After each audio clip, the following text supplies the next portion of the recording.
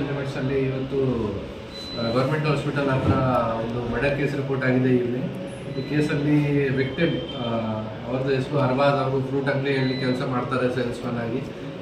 ಮತ್ತು ಈ ಕೇಸಲ್ಲಿ ಅಕ್ಯೂಸ್ಡ್ ಯಾರಿದ್ದೀರಾ ಫರಾದ್, ಅವರು ಕೂಡ ಫ್ರೂಟ್ ಅಂಗಡಿ ಪಕ್ಕದಲ್ಲಿ ಇನ್ನೊಂದು ಅಂಗಡಿ ಇದೆ, ಆ ಅಂಗಡಿಯಲ್ಲಿ ಫ್ರೂಟ್ ಅಂಗಡಿಯಲ್ಲಿ ಅವರು ಕೂಡ ಸೇಲ್ಸ್ಮನ್ ಆಗಿ ಕೆಲಸ ಮಾಡ್ತಾರೆ.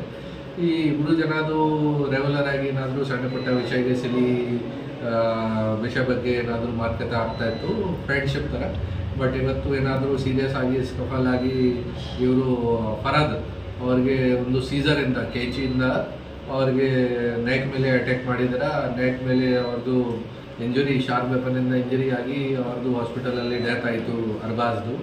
ಕೇಸಲ್ಲಿ ಆರೋಪಿ ಯಾರು ಇದ್ದಾರೆ ಫರಾದ್, ಅವರಿಗೆ ನಾವು ಅರೆಸ್ಟ್ ಮಾಡಿದ್ದೀವಿ ಈ ಕೇಸಲ್ಲಿ. ಮತ್ತು ಬೇರೆ ಯಾವುದು ಎಂಗಲ್ ವಗೇರದ ಈ ಕೇಸಲ್ಲಿ ಅದನ್ನು ಕೂಡ ಬೇಗ ಪತ್ತೆ ಮಾಡ್ತೀವಿ. ಸರ್, ಈ ಹಿಂದೆ ಸಿನ್ಸ್ ಈಗ ಜಸ್ಟ್ 2 hours ಆಯಿತು ಕೇಸ್ ಆಗಿ, ಡೆಫಿನೆಟ್ಲಿ ಬೇರೆ ಯಾವುದು ಎಂಗಲ್ ಇದೆ ಅದು ನಾವು ಪತ್ತೆ ಮಾಡ್ತೀವಿ. ಬಟ್ ನಮ್ಮ ಮಾಹಿತಿ ಪ್ರಕಾರ ಅಕ್ಕಪಕ್ಕ ಅಂಗಡಿ ಇತ್ತು, ಫಸ್ಟ್ ಏನು ಕಾಂಪಿಟೇಷನ್ ಮಾಡ್ತಾರೆ, ಯಾರ ಹತ್ರ ಎಷ್ಟು ಕಸ್ಟಮರ್ ಬರ್ತಾರೆ, ಈ ಕಾರಣ ಬಗ್ಗೆ ಮಾತುಕತೆ ಆಗ್ತಾ ಇತ್ತು.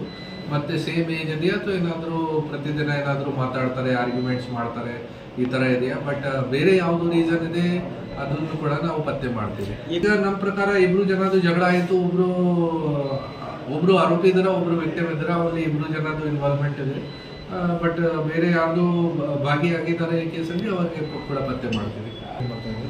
ಈ ಥರ ಇದ್ದಿತ್ತು ನಾವು ಇಂಟರೋಗೇಷನ್ ಮಾಡಿ ಮತ್ತೆ ಅಕ್ಕಪಕ್ಕ ಸಿನ್ಸ್ ಮಾರ್ಕೆಟ್ ಏರಿಯಾದ CCTV ಫುಟೇಜ್ ವಗೇರ ಕೂಡ ಸಿಗುತ್ತೆ.